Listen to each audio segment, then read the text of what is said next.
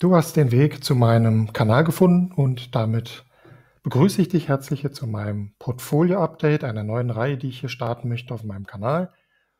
Und ja, für den Stand Juli 2022, damit möchte ich beginnen und mal schauen, wie ich die nächsten Monate oder alle halbe Jahre oder alle Vierteljahre das fortführe. Das werde ich sehen, je nachdem, wie die Änderungsrate an den Dokumenten oder bezüglich an den Zahlen dann noch ist.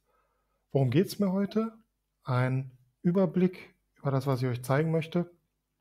Die Börsen und Projekte, wo ich investiert bin, welche Themenschwerpunkte habe ich, welche habe ich mir ausgewählt, welche sind seit dem letzten Jahr, wo ich in Krypto investiert bin, hinzugekommen.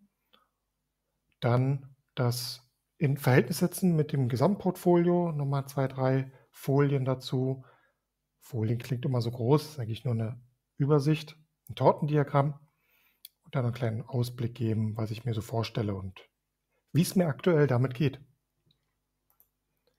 Fangen wir an mit den Börsen und den Projekten. Ich habe mal alle zusammengeschrieben. Das ist eine relativ große Liste. Nicht auf allen ist etwas investiert. Einige, wie zum Beispiel den MetaMask hier, den nutze ich nur als quasi DEX, also als Exchange für die Weiterleitung von Coins an andere Wallets. Und deswegen sind hier einige hinterlegt, die relativ kleine Zahlen haben. Man sieht hier, ich bin mit, ja, ich sag mal, mit Fiat-Geld, also mit Barreserven und mit Aktien und ETFs, vor allem in der DKB und im eBase. Das hat historische Gründe. Ich bin einige Jahre schon, Jahrzehnte muss man ja fast schon sagen, mit dabei und so schnell wechselt man dann nicht.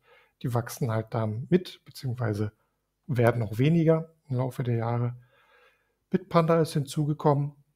Wem BetterWest nichts sagt, das ist ein Peer-to-Peer-Anbieter. Ich gehe mal hier rein, vor allem für nachhaltige Investments. Und da bin ich auch seit einigen Jahren mit dabei, mit kleinen Tranchen, die ich da reinpacke und den kleinen nachhaltigen Impact zu haben. Auch in DKB, im Depot bei DKB und im eBase Depot habe ich vor allem nachhaltige, aber auch ein paar Rohstoffe, ETFs, die ich aufgebaut habe. Und genau, das ist Bitpanda. FTX nutze ich mehr oder weniger als Exchange, quasi als zweites Girokonto im Krypto-Space. Was man hier groß sieht, die großen Teile sind bei mir vor allem in der DeFi-Chain, da vor allem in Cake.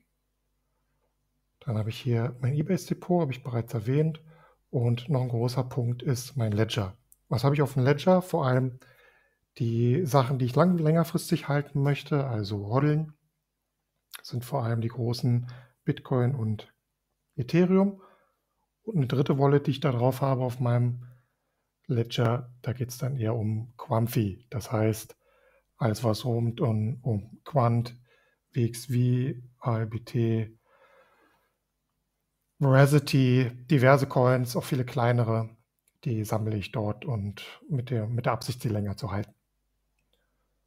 Ja, das sind so die großen Sachen. Wenn man nochmal reinschaut, vielleicht ein paar Sachen, die man noch nicht so kennt. MXC Foundation. Was macht MXC? Mal kurz reingehen, ohne tief einzusteigen, was der Coin macht. IoT-Network mit Low-Power-Mining. Das heißt, ich habe Low-Power M2 Pro Miner-Geräte bei mir zu Hause zu stehen, die den MXC-Token, den DHX-Token und mittlerweile auch den Bitcoin-Token mit Low-Power-Mining machen. Das heißt, das Ding verbraucht 5 Watt und meint so nebenbei die 3 erwähnten Coins. Das Ganze ist ein IoT-Network, also Global Data Network, und schickt sich an, noch in Richtung NFTs und das Metaverse noch einiges aufzubauen. Ich bin sehr überzeugt davon, bin seit über einem Jahr mit dabei und deshalb ist MXC ja ein wichtiger Bestandteil meines Portfolios. Freefold ist ein kleines Projekt, kann ich beim nächsten Mal nochmal vorstellen. Oder wir schauen kurz mal rein.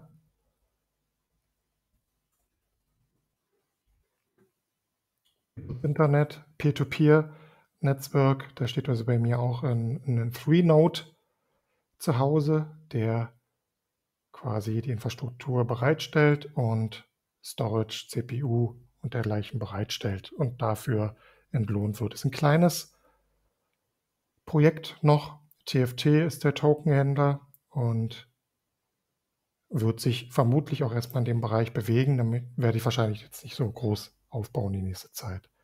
High-Yield-Investment-Plattforms habe ich vor allem, ist da Yield Nodes zu nennen, NFT to Earn und das dritte ist, jetzt komme ich gerade nicht drauf, Buy per Click, sofern es dann noch existiert. Und weiter die Kohle, die ich da rausziehen kann. Ja? Die laufen bei mir unter High Yield. Und genau, das ist erstmal das Tortendiagramm mit den meisten Börsen und Wallets, die ich habe. Packt man das zusammen in eine, Asset-Klassifizierung, so wie ich sie sehen würde in meinem Portfolio, nenne ich mal die Assets rein digital. Das heißt, sie sind ohne Renten, Versicherungen, alles, was zu Hause rumsteht, Kredite und Forderungen, die habe ich hier nicht mit berücksichtigt. Dann teilt sich das so auf, dass ich halt schon zu 58% hier in Krypto unterwegs bin und der zweite Großteil, 27% in Aktien-ETFs. Der Rest teilt sich dann entsprechend auf. Zoomt man noch etwas weiter zurück und man nimmt die Renten bzw. die langjährigen Versicherungen mit dazu, dann schaut das so aus. Ich habe das mal Global genannt. Jetzt fällt auf, oh Mensch, hier der Rentenanteil ist natürlich ziemlich hoch. Jetzt kann man sagen, ja okay, ist in dem Falle nachvollziehbar, da ich ja nun schon über 20 Jahre in klassische Renten- und Versicherungspapiere einzahle. Die sind ja noch da, die habe ich jetzt nicht einfach verkauft. Und auf der anderen Seite ist ja, dass seit über einem Jahr mein Krypto-Portfolio ja absolut gesehen gesunken ist. Wie bei den meisten wahrscheinlich. Wir befinden uns ja eher in einem Bärenmarkt. Und sollte hier in den nächsten 2, 3, 4, 5 Jahren die Sache wieder hochgehen bei Krypto, dann wird sich das entsprechend ändern. Das ist meine Vermutung. Ja, soviel zum Überblick. Wie stelle ich mir das vor? Einmal, liegt mein genereller Fokus auf Cashflow. Das heißt, ich suche mir die Projekte raus, die mir möglichst passiv nebenbei und auf Dauer, also nachhaltig, einen passiven Einkommensstrom generieren.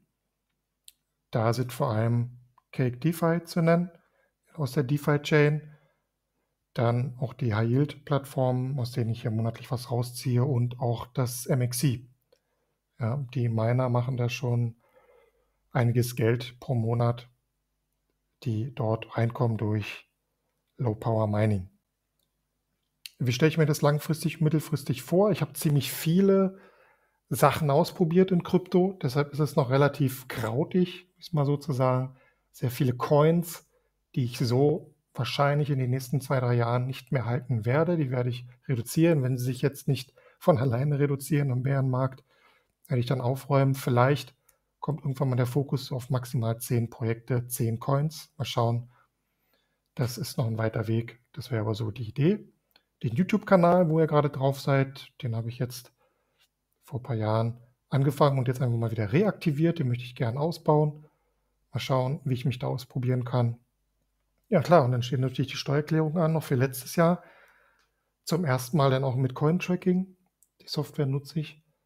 Und auch mein Steuerberater ist gerade daran, die Sache zu prüfen. Und dann schaue ich mal, was dabei rauskommt und wie die Steuer sich so auswirkt. Ja, und die Präsentation, wenn sie denn sinnvoll für euch war, könnt ihr mir das gerne mal zukommen lassen, eure Meinung, was ich da vielleicht dran ändern kann, was ich noch mit reinpacken sollte, was ich auf jeden Fall weglassen kann. Und damit könnte ich dann euch den Ball zuschieben. Kommentiert, gebt mir eure Meinung. War es zu kurz, war es zu lang, völlig sinnlos, dann rein damit und ansonsten danke ich euch. Bis dahin. Ciao.